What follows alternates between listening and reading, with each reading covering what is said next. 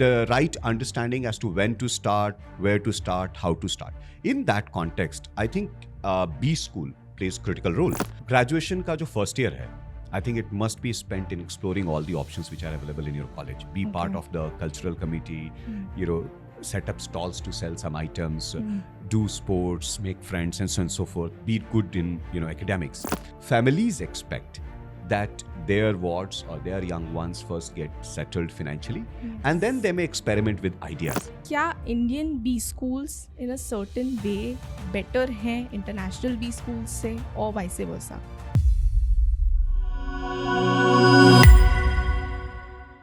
क्या MBA करना ज़रूरी है? ये क्वेश्चन आता है हर तीसरे स्टूडेंट के माइंड में. इनफैक्ट पेरेंट्स भी कहते हैं कि बेटा MBA कर लो, उसके बाद तो लाइफ सॉर्टेड है. But what are the major advantages when you go and pursue an MBA? To answer all these questions, today we have with us Mr. Avinashi Sir, who himself is an MBA graduate from Imperial College of London and has over 15 years of experience in the MBA test prep industry and has also mentored 10,000 plus CAT aspirants. Sir, we welcome you on our channel Supergrads CAT. So to start off with, sir, I would like to first ask you 3 major reasons that you decided when you were a student that I should pursue an MBA. First of all, thank you so much for having me here. I think it's a very interesting question. And for 2 reasons. A, it of course excites you to go back to the time when you were thinking about pursuing an MBA, in this case, myself. And second, looking back at that journey and then sort of reflecting as to what could have been even better reasons to pursue that degree. So at that time, when I was thinking about pursuing an MBA, some of the things that, appear to me as very important reasons were first, business in general excited me. So how people ideate about business, how they build businesses from scratch, how they build networks, and so on and so forth. These were the things which really excited me since my earliest possible memory. So that was one strong reason for me to go for. The second was I was interested in, along with the business, a number of things. A number of areas, let's say technology, public speaking, mentoring, bootstrapping businesses, all these things excited me. And therefore, after my graduation and after my couple of years of initial work, I was wondering what degree would enable me to pursue different ideas whenever they occur to me or whenever I have given a certain amount of serious thought. And then that became my second reason to pursue MBA.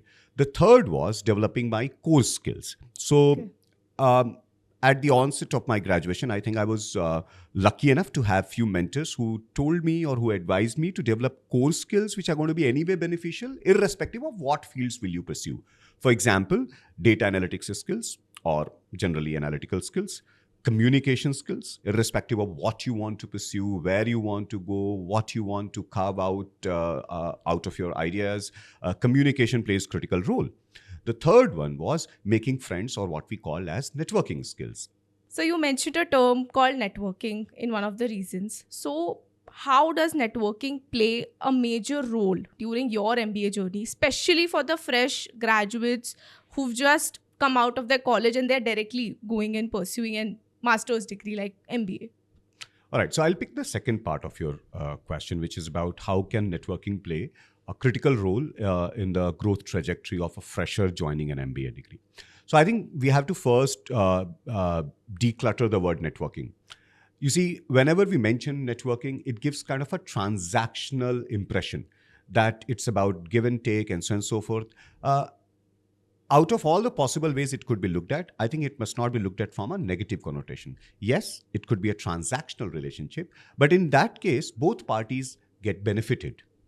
And therefore, to start off, let's say that networking has 2 parts in it. One is a personal relationship with wide range of people that you meet. Yes. And second is a transactional relationship or being in touch with people with whom you could take ideas or proposals or pitches, and wherein you can also help them draw value out of it.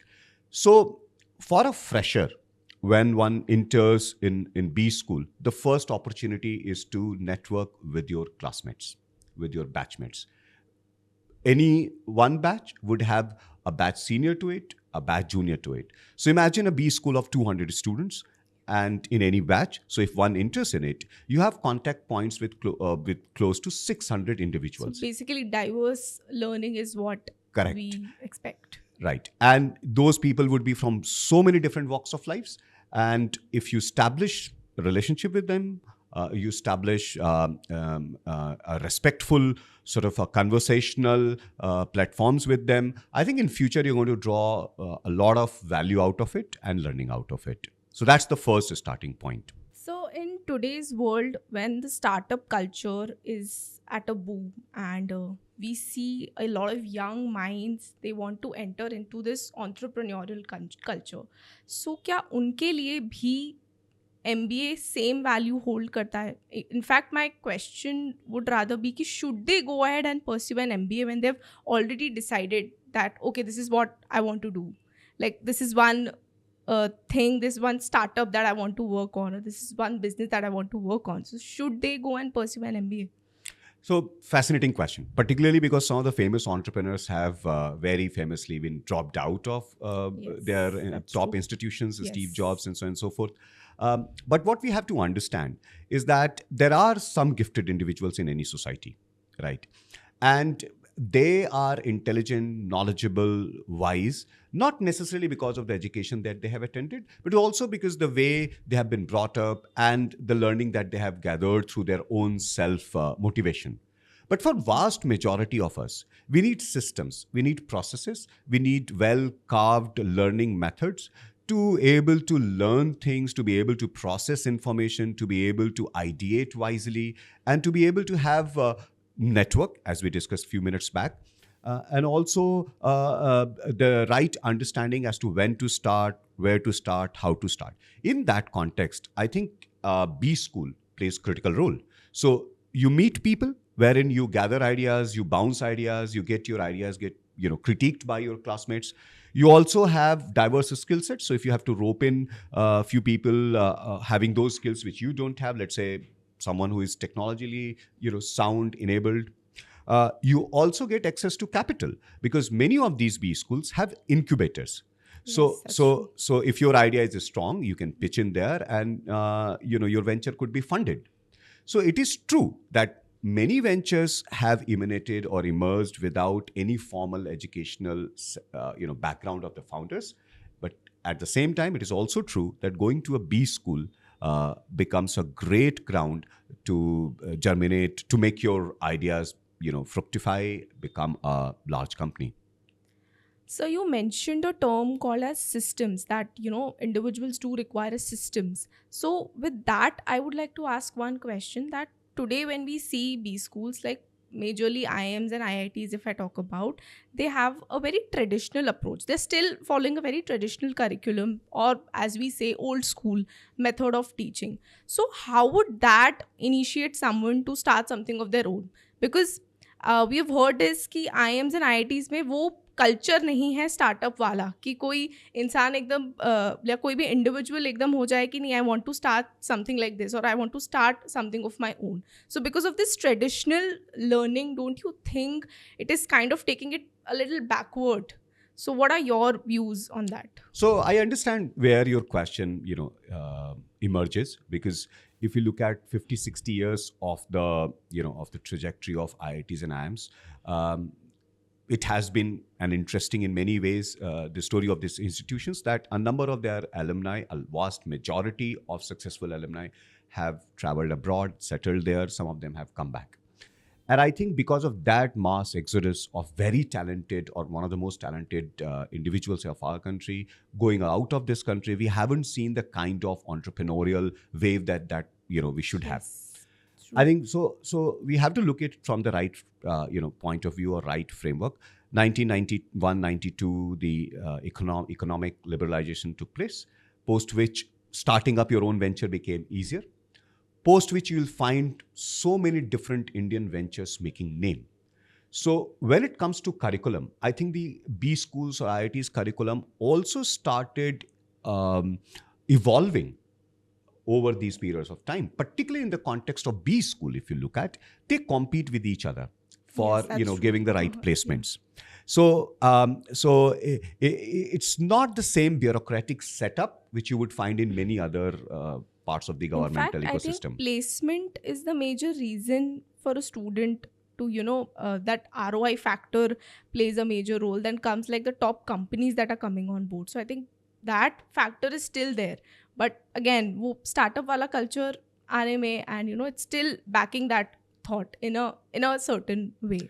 Correct. I think it also has to do with our societal values and the level of economy, the average, person's income. So we cannot run away from the fact that an average individual in this country doesn't earn as much, or maybe a fraction of what Western, economic person would earn. Given that, of course, families expect that their wards or their young ones first get settled financially, Yes. and then they may experiment with ideas. Yeah, so And that it has a thought is huge majorly, impact. yeah, It societal. has huge impact on how a young person would think about the future. And it somewhere decreases the risk appetite. But I wouldn't say it is necessarily negative. I think we can see in front of our eyes, right, from the let's say the adventure of Ola, Zerodha, and so on and so Yes. forth, right? Zomato, Swiggy. We can see that as we are becoming economically well off, as our educational institutions are, in a sense, ensuring better jobs, the risk appetite has increased. Accordingly, the course curriculum has also become more adventurous in an entrepreneurial sense. And now almost all B schools have entrepreneurship cells, Yes. wherein they invite successful In entrepreneurs fact, to I talk. think certain MBA courses in colleges like, I think, SIBM, they Correct. have their own program in Correct. MBA in entrepreneurship and business. Right. I think it's innovation and entrepreneurship Innovation course. and entrepreneurship, yeah. Yeah. So I think the signals are there. Yeah. We are going to do very well in that in that direction, hopefully.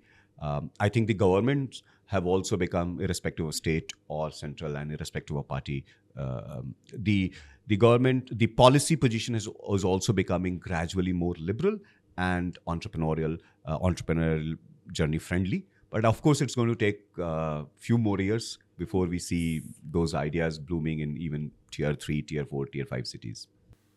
So when we talk about pursuing an MBA, of course, that one name that everybody has in their head is IIM. या फिर international B schools की बात करें, so of course you have Harvard and Stanford in your mind.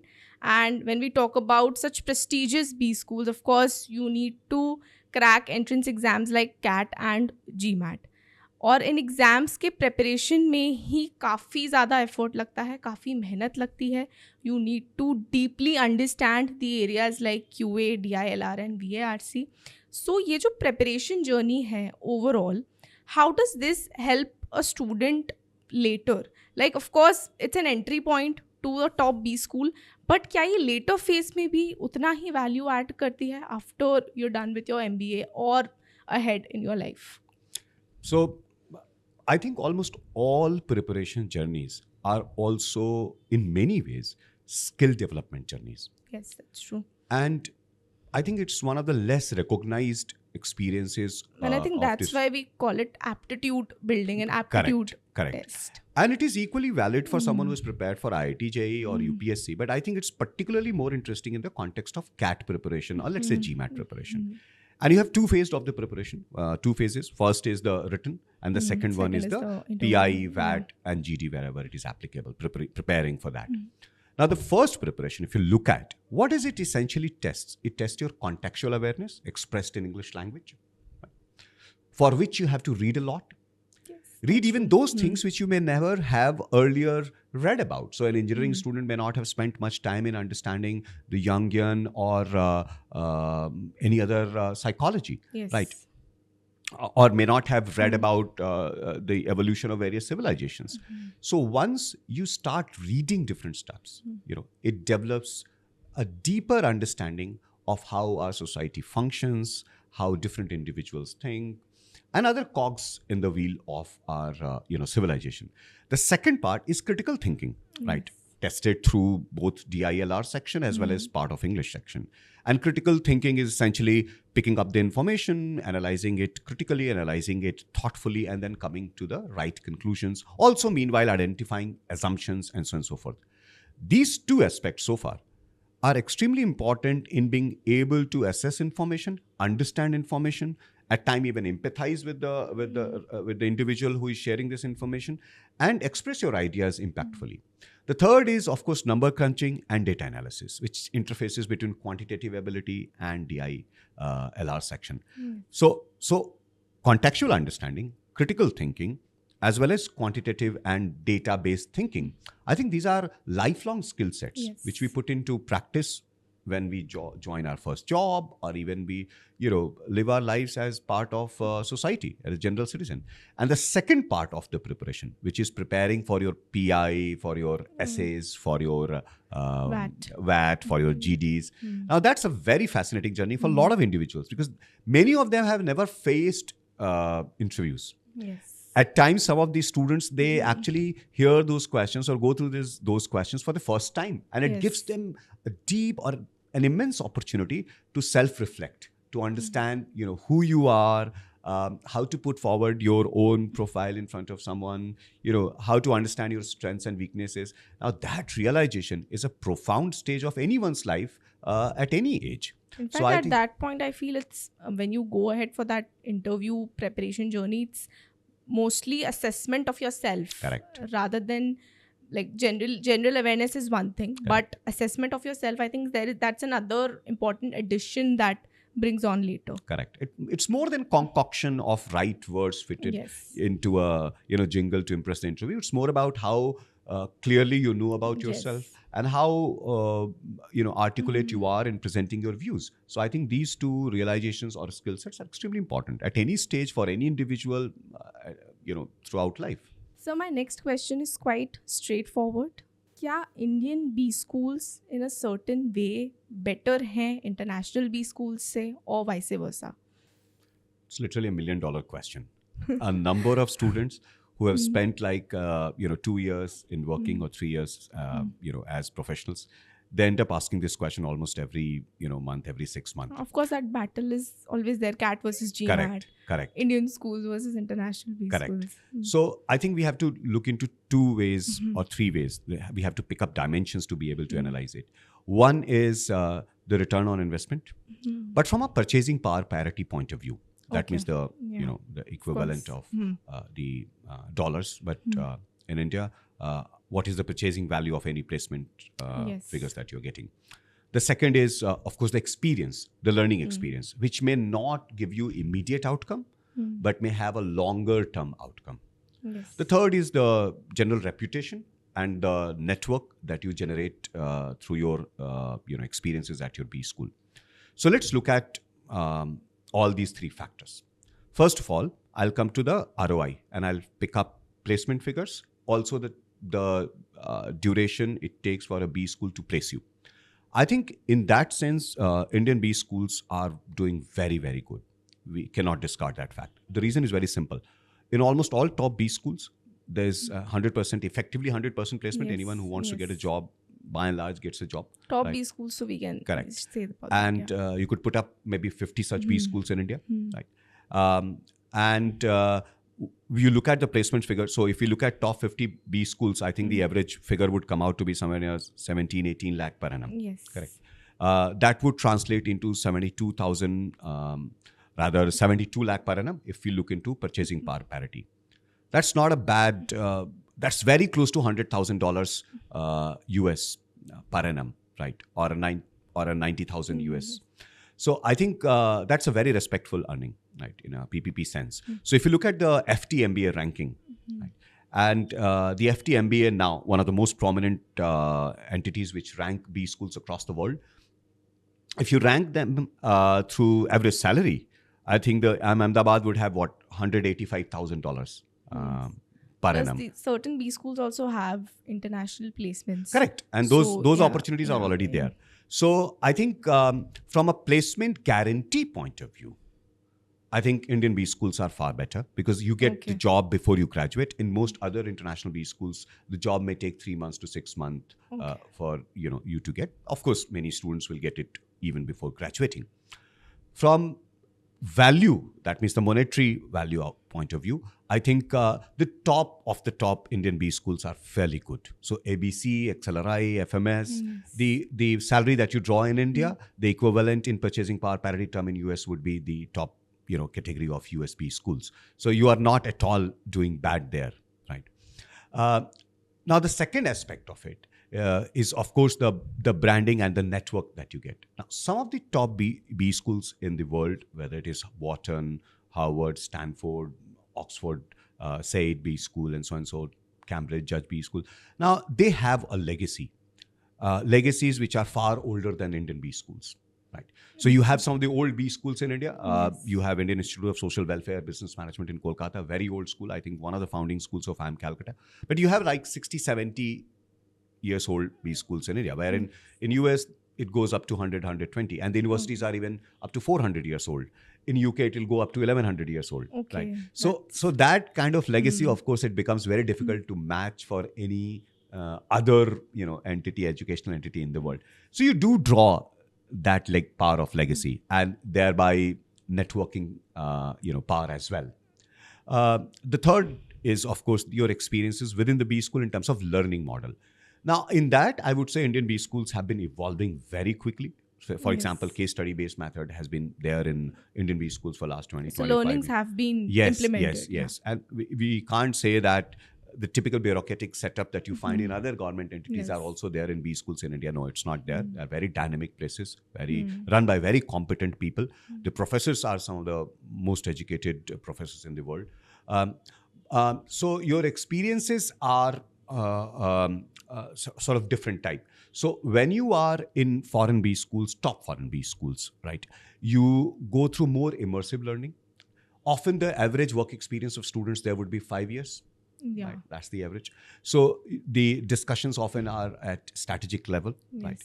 In Indian B school, that average work experience would be a 1 to 2 years. 2 years. Because so the a lot of discussions freshers are also correct. So the there, discussions would be more analytical, more tactical, Yes. and therefore depending on at what stage of life you are, Yes. and that would essentially decide what are you drawing out of it. The average age of Correct, an MBA correct. aspirant also differs. So by and large, of course, however, one has to say that the very creme de la creme B schools of the world, of course, are there because the value they provide in learning. Right?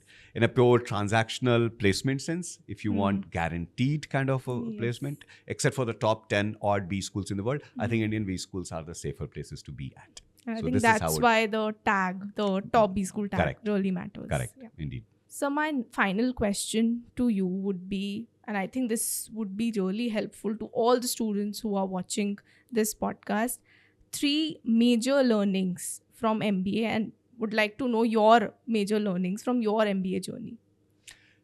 So I think the first learning would be the importance of empathy.